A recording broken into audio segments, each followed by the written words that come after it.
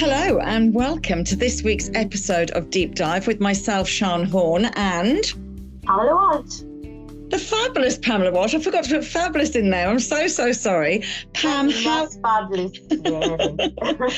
Oh, don't. I actually just had to put some concealer on, I thought, and I've actually put a ring, not my ring light, my little square lamp on because if the light is above my head, I look like I'm wearing a halo, which is not a bad thing, has to be said. I have a ring light on this side, all right, because my lighting in this house is shocking. Yeah. But these little square Nuas, they are so handy. You've probably seen the girls at events with them, but they just sit on top of your little laptop there. But I had to put some concealer on. I'm struggling. I'm not sleeping well. I know this is normally you, Pam, but this is just pure perimenopause. My whatever they call it, legs are at me, and I'm not getting much sleep. But between that and traveling and everything else, yeah, I had a busy week. I was in Manchester last week, and I had a great time. However, I never thought anywhere could rain more than Ireland, and certainly did. But it was good. It was good. It was weird to have a bit of time off during the week. Yeah. But then obviously you come back on Friday and go, why did I take the week off? I know. You was I always go straight into my emails, check my emails, try and clear stuff out. So then I know what I'm coming back to. I just think it helps. Yeah. Well, I had a bit of a disaster. I have a rental up in Dublin. Anybody that tells people to buy property to rent must be mental. Desperately trying to sell it. But I've not had a decent tenant in there ever. I've had lots of people that never paid me and everything else. And I actually have lovely tenants in there, but they're due to leave very soon. But there was a load of problems with it this week. So every day in Manchester, I was taking about 20 calls. People get emailing me and I'm like, what aren't you getting about my out of office? Yeah. Which bit aren't you understanding? It says I won't be looking at my email. Stop sending the emails. No, it says, because I got an out of office, I'm off to Manchester for my husband's birthday. We find out everything. But I like to personalise my out of office. I think it's much more entertaining for people than I'm out of office. And look, it doesn't have to be what you're actually doing. In fact, I was watching Muriel Foley last night. I don't know if she was telling people about a Netflix program about people that just watch your Instagram to watch your moves. So beware of putting your house number on your Instagram and you're away on holidays, they know your house is empty kind of thing. Yeah. Absolutely. Now I always have my sister come and stay when we're away. But I did find it interesting. Well, I've got nothing to nick either. Yeah, I know. Apart from my little light. I'd be really sad if that went. But yeah, no, I think it's important, isn't it? Security of your being. It is. I know. But the amount of stuff you have to think about nowadays, it's I'm just getting into things like dual authentication. You need your phone, and you need this, and you need the priest that baptized you. Stop. Just to log into. What was it the other day? To pay my electricity bill. You know what I mean? It's log in, pay my electricity bill for me. Anybody, there's no problem. I don't mind that not having a secure login. Somebody else can go in and pay my bills. That's fine. It's just stupid. Oh, everything. It is kind of weird. I'm actually sitting here and I've got 3 AIB cards in front of me because I had exactly that problem setting up my new iPhone 15 1 terabyte yesterday. Finally got my iPhone. And for anybody that's listening, I've been waiting 5 years to get a new iPhone. So it's not that I do one every year. But the only thing that doesn't move is your banks. Okay. So actually it was weird because just before I bought the phone and just before I went to Manchester, someone on Instagram texted me and said, be careful, don't move your phone over just before you go because you'll need to verify your banks. And if you've forgotten a password or anything, and luckily I didn't. So I waited till I got back. And I spent 2 hours on the phone yesterday with AIB trying to sort out the verification. I literally couldn't use my business card for about 6 months. I still can't. Because I had so many problems with it. And then I'd be on the phone for an hour and I would just give up because I was like, this is bullshit. I finally gotten it working now. So I'm tippy tapping everywhere for it.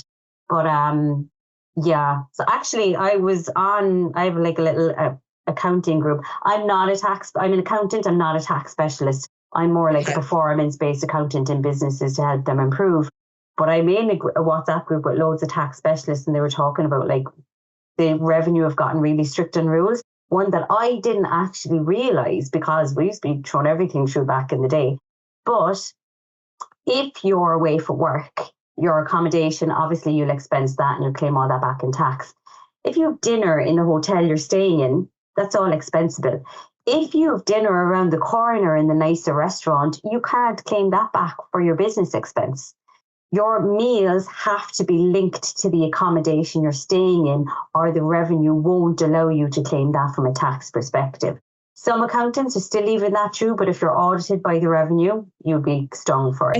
I think you sort of, you've got X amount of bill lists that you can put through. I think that's a way kind of round it. Although I never said that, and I will never admit to saying that. It depends on who. Some of them are really by the book, and they won't, I know in SMEs, there's coffees and everything, all that, like coffees on the go, none of that is allowed anymore. Like I remember travel expenses. Well, you do have your allowance. You do have your allowance. You still have your allowance per day, but it's only travel, 15 euro that you can have for food.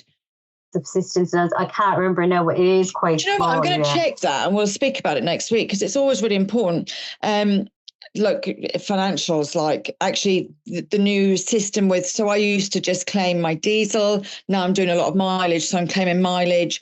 That has to now go through on my pay slip. Yeah, everything. Whereas it used to just go through on my expense form. That, so when I do, so I'm a director of a limited business, shanhorn.com. And so I'm a PAYE. And so now, when I say, look, pay me this much, and this is my mileage, because that has to go on to your pay. It's very tight. I think it doesn't bother me at all. I've got nothing to hide. I'd love to see the Doyle, though. I'd love to see what their mileage is. Oh, yeah, and if they have, it's made up, to be honest. Well, talk to me now about the Doyle this week, with that bloody referendum being on International Women's Day. It's just driving me bananas. Well, I actually find it very insulting, because it's the most ridiculous vote in the whole wide world. I mean, when something is as ridiculous as that, why don't you just change it? Or why don't we have an app that we can just go, yes, change it, because that's the world we live in. I mean, I want to be rude now, but I'm going to hold my tongue. But it is a ridiculous vote. And then it's annoyed me because it's on International Women's Day. It's the busiest day of the world for women. I have 3 events that day, and I've got to try and work out where to vote in the middle of it. I think it's a joke. But also, Shan, half the schools are closed because that's where the votes are on. So who's at home minding the kids and can't get into work? Bloody women, like. The women. And not only that, it's Enterprise Week as well. Yeah. So we're missing out on going to International Women's Day events because we're at home with the kids. We're missing out on Enterprise. Like, I'm fine. But like, I know there's a lot of women are. Like, we can't, because typically the woman is the one that will carry the weight of the childcare. And it's so bloody disjointed. These lads don't no idea what it's like to have to manage childcare in a family. And they're planning all these things on the same day. I don't know, like, was there not a focus group? You know what I mean? That they kind of said, there was a focus group. There was a focus group of 12 men. With stay-at-home wives who don't have to worry about children. You know what I mean? Yeah. It's like, and do you know what? There might be men listening now. We're not, honestly not male bashing. We're really not. But it is very frustrating. However, aren't we lucky that we changed the club to Wednesday morning because of that? Yeah. And that's the flexibility of being a woman. We can go, actually, do you know what? Take that down. Let's move it to Wednesday so that everybody can attend. So next, actually, the pod goes out on Tuesday. So if you're not coming tomorrow morning to Republic of Work, or you're not coming on Thursday to, oh my God, I wish you could come to this, Pam, because it's in the Masonry in iconic offices in Dublin on Thursday morning. I was there for an event a few weeks back. It's such a lovely space. We're very fortunate with the club to be I suppose connected with Republic of Work and Iconic. So get your asses there, ladies. If you've never been to one before as well. Yeah, it's a great spot. Because I'm going to stay on in Republic of Work and just hot desk for the day. It's just nice to be in there every so often. Yeah, It is great. And you never know who you're going to meet from a networking perspective. It's always really interesting. I always meet people, because that's one thing. Like I'm just, I'm slammed with work at the moment. All good, but like we want the work, and then we get too much work. It's like a girl boss too hard, and now there's too much, and now I'm overwhelmed.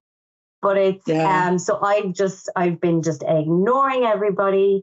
I'm not on socials. I'm barely responding to messages because I'm just really busy. But I'm still networking. Like, I'm still going to deep dives with the club. I'm still going to International Women's Day. I was at another local networking group last week, because that's where my business doesn't come through socials. All my business comes through referrals and networking. So I'm still doing that. I'm just not showing up on socials or answering any of my friends, but they're used to me now. They're like, oh, they check in every so often to see am I still alive. And I'm like, I'm still here. Well, at least my friends don't check in because they just go on my socials. I've said this before, and actually I was watching I'm actually interviewing a fabulous girl, Dev Ski, and I don't know if you've heard of her. She's a Cork content creator. I've known of her for years. She actually did a project when she was in MTU on one of my businesses. And so I followed her since. But she was on TikTok the other day talking about the loneliness of being a content creator, because people stop connecting with you because they go on and just watch you living your best life, apparently. Do you know what I mean?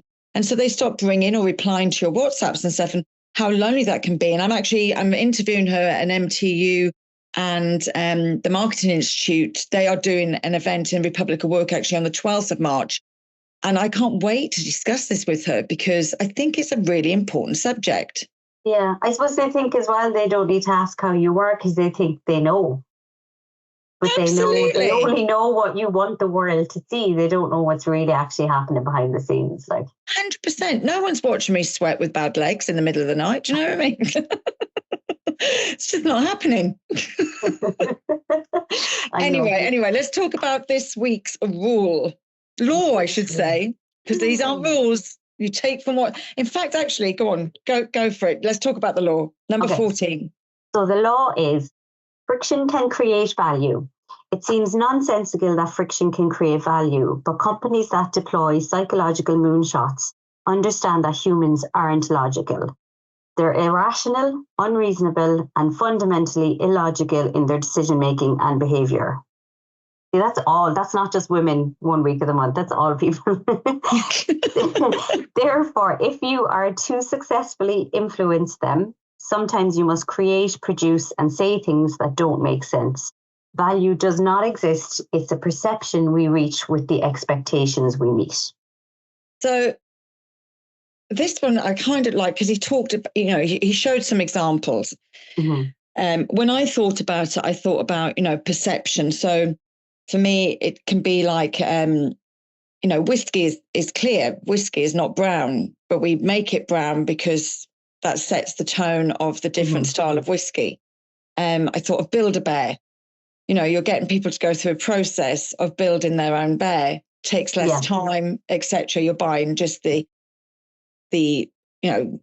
product, I suppose, and they put it together. He used the experience, and I put experience because he used when a steak arrives to you at the table and you cook it yourself.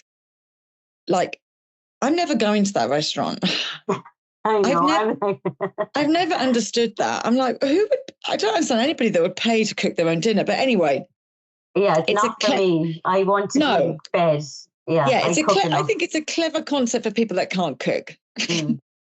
And yes, it does take down the amount of service time. It does take down complaints because you're doing it yourself. If you've cooked it wrong, that's your problem. But I also thought about how I sort of look at friction. And sometimes friction comes for me is when people overemphasize something. Mm-hmm. So I'll give you a good example. A lot of time. So for instance, social media managers, okay, it's a really difficult job, very, very difficult. However, there are some quick wins in social media that you can do for your business that make life really easy, like templates and editing within apps, etc., rather than trying 4 or 5 different apps. So a lot of managers will teach you the hardest way because that brings more value to what they are actually offering. Okay. So sometimes when I am teaching, like my job, actually, what I do when I go into business, especially with social media, is I show them the really quick wins. So how you can get a reel out in 15 minutes. Mm-hmm. However, they still can't do that every day. They would still need somebody with more, more experience to look after their social, because they're not marketing and strategy minded. Mm-hmm. But however, for fillers, like if I'm short and I don't have time to create, I have 20 reels ready to go in my assets that I just made on templates. They all took 10, 15 minutes each, and they're just fillers. Like B-roll kind of text, etc., stuff like that. Yeah, just very simple. So I think it's like sharing secrets sometimes can make things look a bit too easy. Mm-hmm. And no one wants, but when you actually teach people properly how to do something, they have a different respect for everything. But I think it's important. I was talking to a client yesterday, actually, and I said to her, you're not going to, there's three parts of a business that she really struggles with. And I'm like, you're not going to end up doing any of these, but we're going to teach you everything you need to know about these areas. Yeah. So that when she actually outsources them, she has a respect for what the person is doing. And if she ever does hire internally, she'll have a good idea of the overall like timing. And that's, I find with when I'm kind of hired into places as well, people will be like, oh, can we just do this? And I do have to step back and go, yes, the process will be, the long-winded version of it, because they think, oh, you can just turn that around in a day. And it's like, well, no, because it could take me a week to dig into the actual problem, get under the bonnet. Like I'm redesigning something for a system at the moment of how it's going to look, and I'm working with a developer to build it. But what I was told originally it would be, now I've gotten into it and they've given me all the information and the details, it's like completely different. 7 times the work. Because they're like, oh, sure, it's just a template, but it's actually 5 variables of the template and then 2 different ways that it needs to be able to be done, all in a CRM system. And it's like, I need to simplify, streamline this as much as possible so a developer can actually build it. And it's like, okay, I had set aside a half a day to review the template and rebuild a new one. And now it's like times 7. Yeah, it's and very I need hard to explain that to them, because they think it's just, oh, sure, it's just design one, template that will go up into the system. And it's like, it's actually not, because of all the variabilities that you don't realize need to be built into things.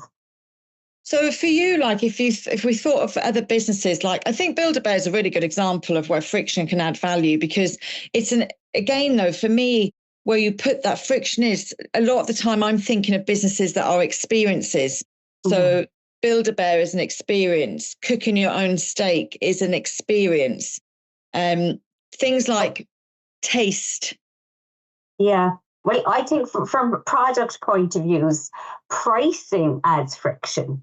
Like if I love wine, I like wine. I know my wines, but I know my different types of wines. But sometimes if you're in a really fancy restaurant, they bring out these different versions of wines, and I don't know what they are. I'll always go middle of the road, because it's just because I think the cheapest one isn't going to be as nice because it's cheaper. So I want to pay that a little bit extra, and I'll assume the value and the taste will be that a little bit nicer. And then we'll always go high end is for like birthdays and special occasions. But I'll typically go middle of the road pricing. So they could be the exact same product 3 times, but I'll pay the middle price because I'll think that's a better value. And that's actually a really good example where marketing comes in, actually, because if you think of Pinot Grigio, right? Mm-hmm. So when Pinot Grigio came out, no one was touching it. And it was always the cheapest on the menu. Then it became trendy, and it became middle of the road. Yeah. You wouldn't in the 90s or the 2000s have ordered a ribeye steak. That was the crap steak. However, now it is like deemed as much nicer than a rump. But rump it's weird, So marketing has changed our mindset on some of those and the values of them. It really does. And it depends on where you land products as well from pricing. Like You can buy a bottle of water for €1, but if you're on an airplane, you'll pay €3 for that bottle of water, or in an airport, different things. It's just where the product is as well and the market that it has. My pop socket came off my phone in Manchester Airport last week, and I went into the shop to buy one. £24 sterling.